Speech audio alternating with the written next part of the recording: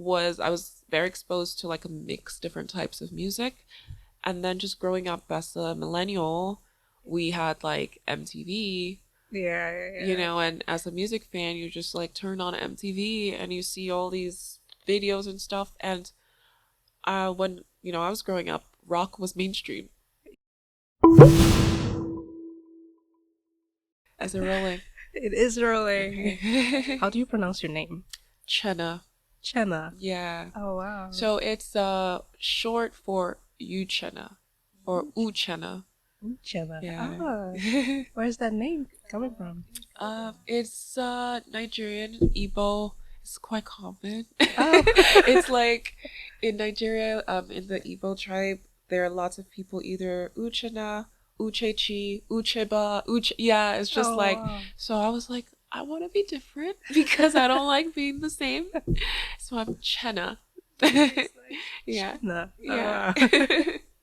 Nice to meet you. Nice to meet you. And friends have been following you for quite some time, and it's really rare to have a Black woman play metal. Yeah. So it was kind of like, oh my god, I have to talk to this person one day. Yeah, for sure. And it was so funny that you reached out. Yeah, because we have been connected for a while on Instagram, right? Yeah. And I know that you also play like guitar, metal, and all that stuff. So we were like, oh, this is cool. Like another Black woman play metal. So I got an idea to reach out to you. I was like thinking, who do I know in Iceland? Because I wanted to come and do a music video. And I was like, oh, who do I know? Maybe they'll have some contacts. And I was like, I remember the girl with the blonde locks and stuff. And let me just remember her name. And I remembered. I'm so glad I remembered. Yeah. Oh, that's so awesome. Yeah. So, how did you end up, in the metal scene? Because also, like, our backgrounds, our parents, they have a different influence on us, on our upbringing. Yeah, it's quite different. Because there's not that much of a scene I grew up in different places. My family, like I said, is Nigerian, so growing up, there's not that much of a alternative music scene, but there have been like artists of Nigerian descent that have like done metal or like alternative music styles and stuff. My dad was very open with music. He had like a collection of like Queen albums. Yeah. He had all the other stuff, Bonnie M, Jimmy Cliff, all that. So like I was very exposed to like a mix different types of music. And then just growing up as a millennial, we had like MTV. And as a music fan, you just like turn on MTV and you see all these videos and stuff. And when I was growing up, rock was mainstream. Yeah, so me and my siblings, we loved Sum 41. We loved Limp Bizkit. We would do the dance, me and my sisters. And like it was just a very open thing, especially because I think also we're of African backgrounds. We didn't grow up like in America. So just when I lived outside, I lived in the Netherlands when I was a child. There was just more exposure, I think, to this stuff and more openness, I think, to different types of music, because we didn't have, the African American versus like just someone who's like an African immigrant. There's not the same kind of background in terms of like how like people are ethnically siloed in America. It's like there's the notion with like African Americans, like, oh, they see rock and they're like, oh, that's for white people. But it wasn't like that. Where I grew up and how I grew up, it was just music is for everybody. It's fine. I grew up seeing like Skunk and Nancy, it was normal to see, not super common, but it wasn't off the wall completely to see Black people not do like Black music, like Seal. What I mean? So it was very open. So that's amazing. Like I remember as well, like growing up, there was the connotation of like, oh, you're not going to school if you like this type of music, and it's like, how is this related? Yeah, yeah. But so tell me about your background. Like, you are born in Nigeria or in the States or in Netherlands? Yeah, so I was born in Nigeria. When I was just a wee little lass baby.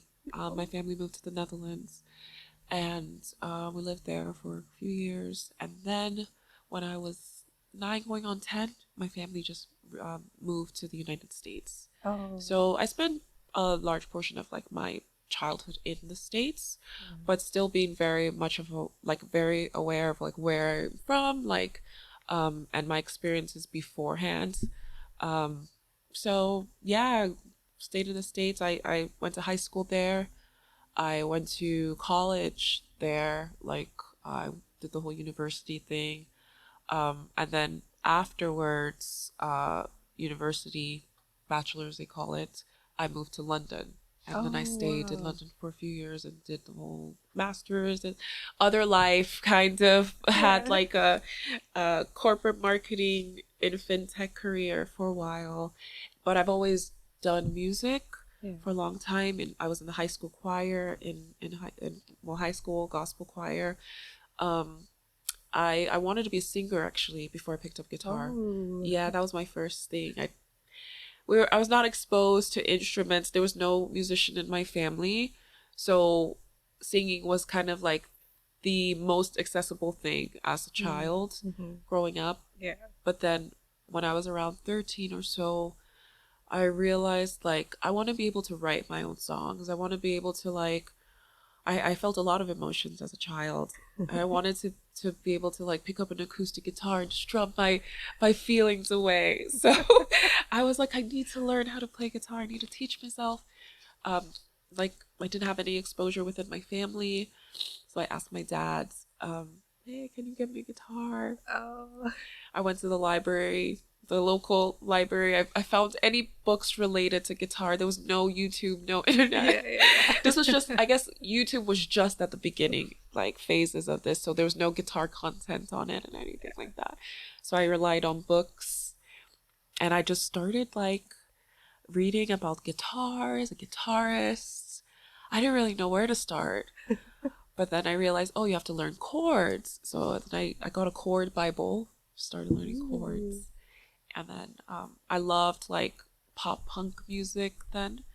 And so I was like, okay, learning the chords of my favorite songs and stuff. I couldn't play a progression all the way through until like maybe 4 or 5 months later. I finally got it. I finally was able to move my hands. And I was like, oh my gosh, mom, look at what I can do. It was like when I was like 13. So yeah, I never put it down. It just kind of evolved from strumming to now. You've seen what I do. Yeah, it's kind of gone to the deep end. Yeah. That's so amazing. And tell me, like, from the beginning, you basically taught yourself with the book. Then there was a leap. You got into a band. Yeah. Or many bands. Yeah, I in high school I met more like-minded people, guitarists, and I was just kind of like I wanted to latch on to them because I didn't have any other kind of resource. I tried convincing my parents to take me to lessons, but it's America. Everyone's busy with work, so my mom found it very frustrating to have to drive me to Saturday lessons. So that lasted like a couple weeks. But I was still determined. I didn't want to give up. So I latched on to some boys in school that played guitar, and I was just like, oh my gosh, can you teach me? Can you teach me? So there was this kid in school. He loved playing like John Mayer, and he was quite good at it. So I was like, oh my gosh, can you teach me Creed? Can you teach me John Mayer? So like I remember going to his house and he gave me a lesson, and it helped just kind of like seeing how he played and just the process. It motivated me too because I was like, I want to get that good. Then I met someone in high school as well. He was into nu metal. Oh. He came to school. He was this big white guy. He came to school with locks in his hair. He had colors in his hair, and he dressed very 90s nu metal style.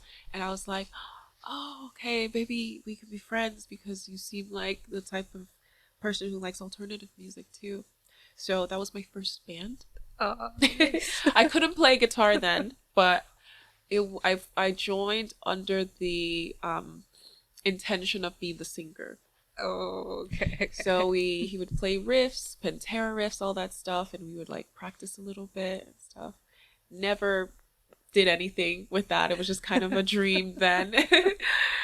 Lost touch, but I just kept on playing music. I kept on just like looking at other people, watching how they play, what they do, and just trying to mimic it. Since I didn't have too many, like I didn't have like a personal coach or anything. But yeah, so a lot of my guitar journey was very much watching others and just trying to like extract knowledge and bits and pieces from like the best players that I knew. Mm-hmm. And I would say like it has taken me a while, I would say, even to get to a point where I feel confident in how I play. There's obviously still so much because like, you know, I can be so much better, you know, if some people just kind of dedicate their whole lives, right? Like since like they were children, they're like they have tiger parents, and like you see like Asian kids or something who can play better than you can never imagine. You know, I never had that, so it's like I'm happy that I stuck with it for sure, because you know my intention was to be a songwriter, and I feel like I'm finally writing songs. Yeah, I mean you're pretty successful. You have like millions and millions of listens on Spotify, I think. Well, not millions, just thousands, but it's climbing up. I just started releasing music, my own music last year, so yeah, it's doing well. It's hard for sure, but I'm glad that people are resonating with it, at least the people who have heard it so far. I'm just, you know, independent right now, so it hasn't obviously reached even a quarter of the people that that should be reached, but so far the people who have seen it, there's a lot of positive reception with the songs, with the videos on YouTube. I was very, very pleased and very shocked because before I started releasing music, I actually thought that I would be like not shunned, but like, you know, they would like dog me out online. They would like make fun of it or whatever. Because this metal scene can be quite toxic. Yes. And I find that even though a lot of metal people, alternative people say like, oh, it's everyone's welcome. Not all the time, you know. Absolutely. So I was a bit like, oh, they may just like laugh at this and put this off and be like, oh, what is she trying to do? But it was actually really positive. People really enjoy the song. They enjoy the performance. They enjoy like I think it's fresh to people to see like and to hear a different perspective in this genre, a different experience, a different human experience in this genre. I think it's really interesting for people. First of all, women are not so common. Right? And like you said, like Black women. And then now African, right? There's just a lot there, layers and layers that cannot be expressed by a white man, right? The lyrical content, the aesthetics, it's just, oh, this is new, this is different. So yeah, I like to keep pushing that and welcoming people into like the Chenaverse, you know, like my world that I'm building. And yeah, I'm really happy when people are resonating with it. The upcoming song that I'm here shooting, I'm really excited for this one. I always try and put meaning behind my music and the lyrics.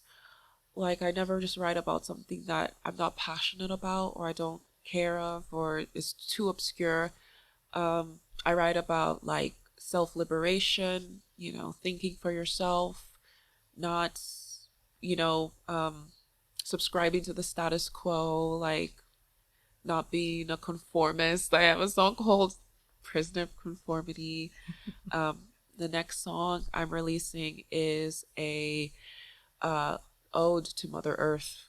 It's like a prayer, I guess, to Mother Earth, kind of addressing the atrocities humans, do to this earth and to each other as well. So, yeah, it means a lot to me, and I hope that other people understand it and resonate with it too. Yeah, and you picked Iceland to, express that. Yes. Oh, why is that? Well, why? Why Yeah, well, Iceland? if anyone's ever been to Iceland, you understand this is one of the most beautiful landscapes and topography in the whole world. It's so cool. It's the first time I came here, I actually didn't realize how beautiful it was and just how it looks like an ancient world here. It's like if you're just driving out, I've only really been mostly to the south coast, but if you're like driving, you just see all these waterfalls, all these hills, all these greenery.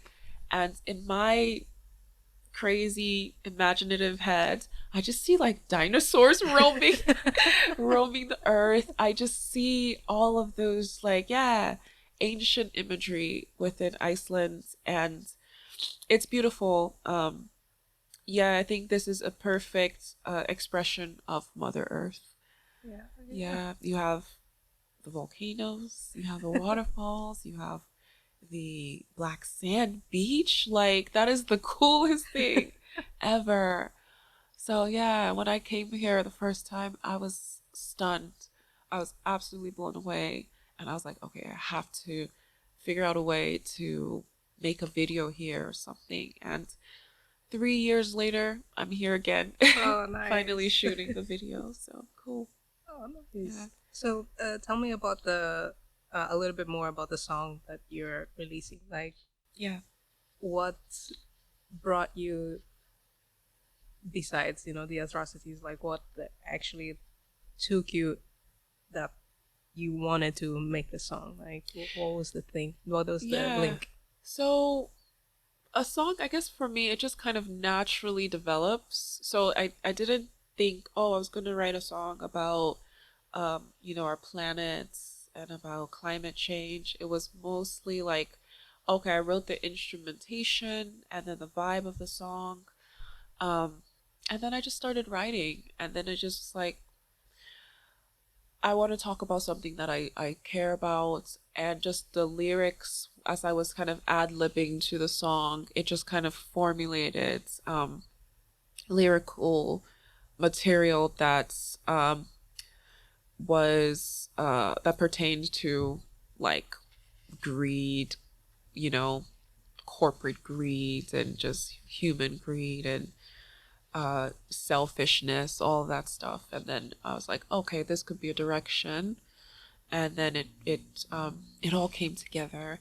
It's funny, like as I'm writing more and just kind of owning the direction of songs, I realize just how when you have one idea, things just, the puzzle just fits perfectly.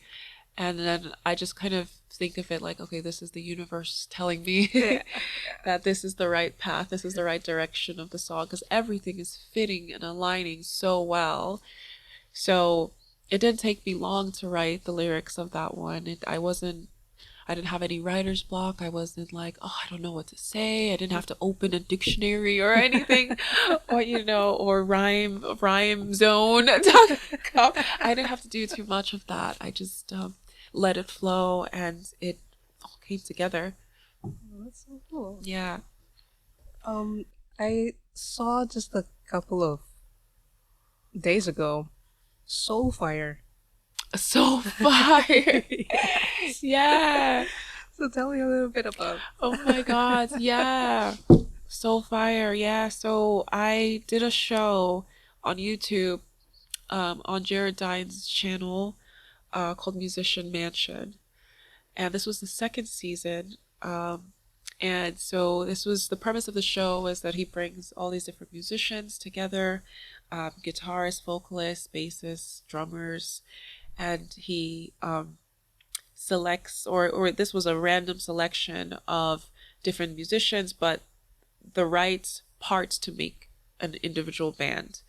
So we came in not knowing what to expect or anything like that, and it turns out after we drew the names and everything, my band was Soulfire. So I was one of the guitarists in the band. So we had like challenges. One of our first challenge was to write a song and perform it in 24 hours. Oh my gosh. Yeah. So we did it and people loved it. The band was really, really cool. All the musicians in the band were so talented and everyone got on really well. It was really, really fun to like work with everybody and just to like be in this creative space. And all we did was music and all we did was just like write and perform.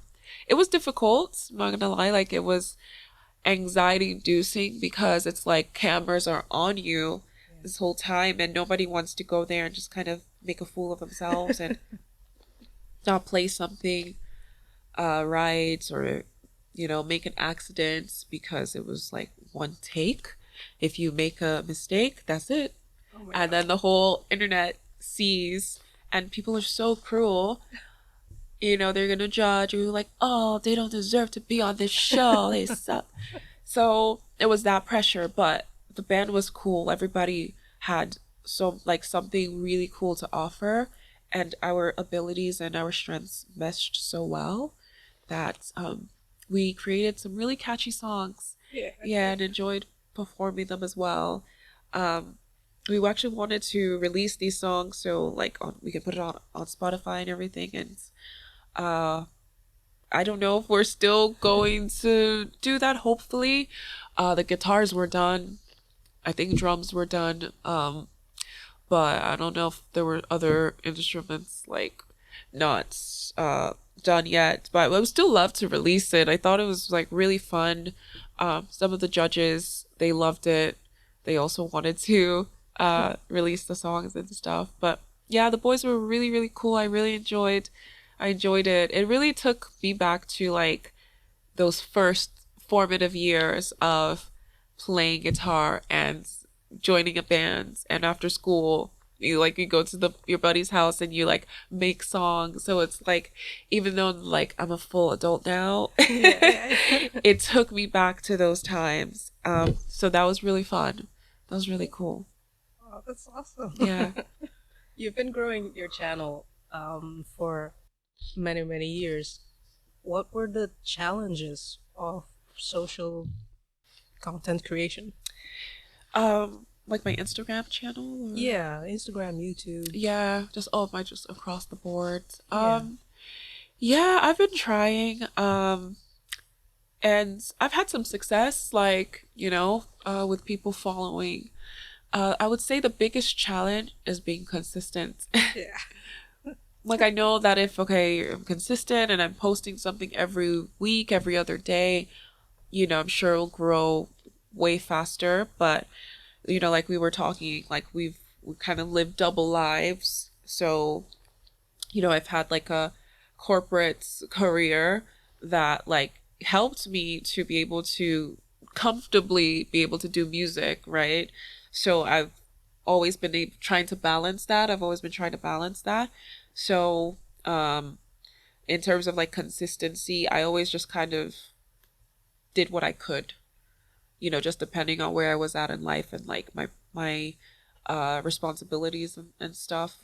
And I've been doing it for a few years now. So, I mean, I'm pleased. There are obviously moments in life where like maybe things get in the way and stuff, and life gets in the way, and things get stagnant, but I'm in a position at this point to really push forward with it.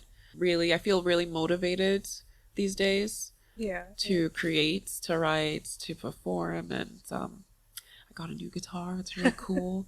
Yeah, it's a Strandberg. A Strandberg. Yeah, it's so good. Like I didn't want to put it down. Yeah, it feels great. It's my first headless guitar. Oh wow. Yeah, so it looks great too. Yeah. So I haven't been able to put it down. I'm just like I just want to play. So sometimes you need that. Sometimes you need like a new instrument that's like different than what you're used to. And then you just kind of like get that childlike exploration, light spark up. So yeah, I've had that happen recently where I'm just like playing all the time now. Yeah. Oh, that's awesome. That's the best feeling. Yeah. And it's easier to create content when you're enjoying the process. Yeah. Exactly. You're not thinking like, oh, it's a chore. So yeah. And you mentioned before that you reached out to someone who worked with the band that you are working with to film your video. Oh yeah. So tell me a little bit more about that. Yeah, so I've played with a band called Catalyst Crime. They're like a cinematic symphonic metal, international. Everyone's from different places. Got drummers German and singers from Arizona. The rest of us are from different places, maybe North America. The management of the bands did a video shoot. The management, his band, or sorry, our producer, his band is called Leaves Eyes, and they've done a video shoot with this guy North. I want to get his name right, his company name right. Let me check. So his Northern Storm Pictures. Yeah, so he does a lot of like Viking-ish videos, short stories. Like he has like a very dark aesthetic, Icelandic, mystical. So yeah, we got connected, and he's doing my shoot. Oh, that's awesome.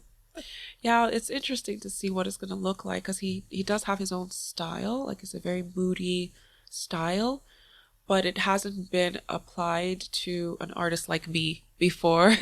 So it could be a different look, a different vibe, and I'm excited to see how it comes out. Yeah. Can you tell a little bit more about the things that you're looking for besides the music video and the new song? Yeah. I mean, I want to put it out. That's kind of like the nearer thing, like in this near future. I really want to share it with the world. Some other things I'm working on could be a possible tour next year with the band I mentioned. I also do want to start performing my own music. Yeah. So putting a band together to perform mine, that would be a goal, next step. What else? Just keep writing. Yeah, just keep writing more and more, and just like do it more often. Because like, yeah, the music industry is really tough. Like everyone's like trying to stay relevant. Yeah. And as a smaller artist, it's like the industry, like the labels or anyone like that, they don't want to invest in artists that don't have a certain amount of streams or don't have a certain amount of views and stuff. They kind of want you to do all the work. So I'm happy being like independent, but I do want it to get to a point where it expands and it grows, and like it just reaches more people, and that would probably come with some kind of deal or distribution or something like that. So I am open to that, and I hope in the future I can get to a point where I'm offered something beneficial for both parties. And now that you mentioned, like, what are some tips for people who are starting out to integrate in this music industry? For me, I don't know, maybe it's something missing in my genetic makeup, but I never thought, oh, I was different. I can't do this because no one looks like me. Maybe this is a flaw. Like maybe this is a survival issue. Like that it just didn't connect with me. So I never held myself back in that sense. Yeah. Even though I would come into spaces and no one looked like me, it didn't bother me. I don't know. It doesn't bother me.